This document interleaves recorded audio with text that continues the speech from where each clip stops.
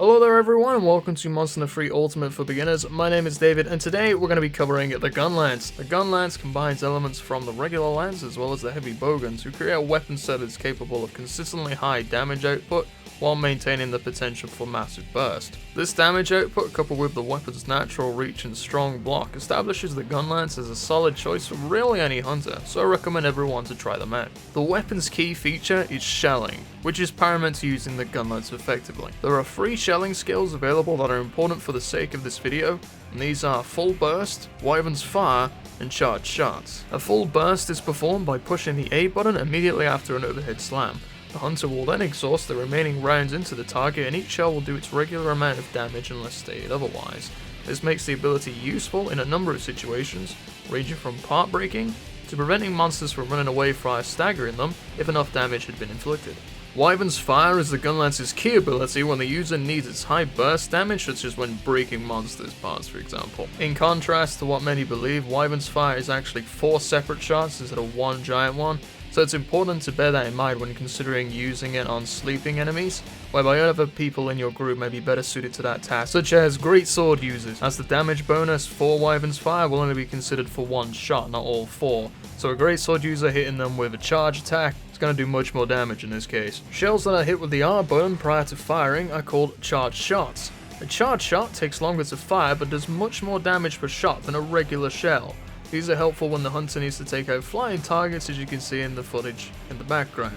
The damage multiplier for these shots are 1.2 to compensate for this charge time unless stated otherwise. How the player uses shelling will correlate to the shell type that the Gunlance they're using supports, as I will now demonstrate. First things first, there are currently 3 different types of Gunlances within the game. These are known as normal, long, and spread, otherwise known as wide, and each have their own key features. Normal Gunlances have a 5 shell capacity and have a 1.1 multiplier bonus for the weapon's full burst ability.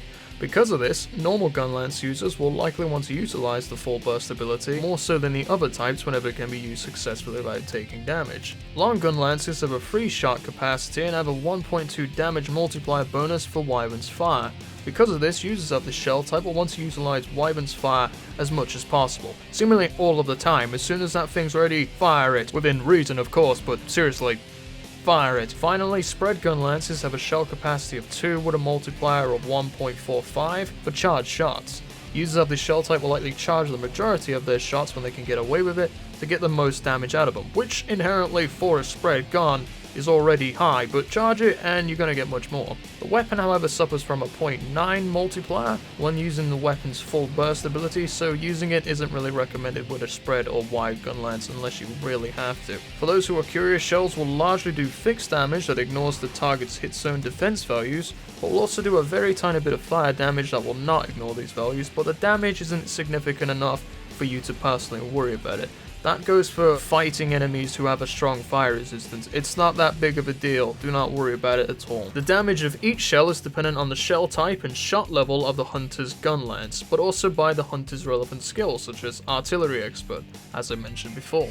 Shelling in combination with your regular attacks not only increases your damage output, but also resets your combo, allowing you to maintain that constant stream of damage throughout your fights. Downside to shelling being that it has a very limited range and it also reduces the weapon's sharpness with each use, but overall, shelling helps the hunter way more times than it actually hinders them.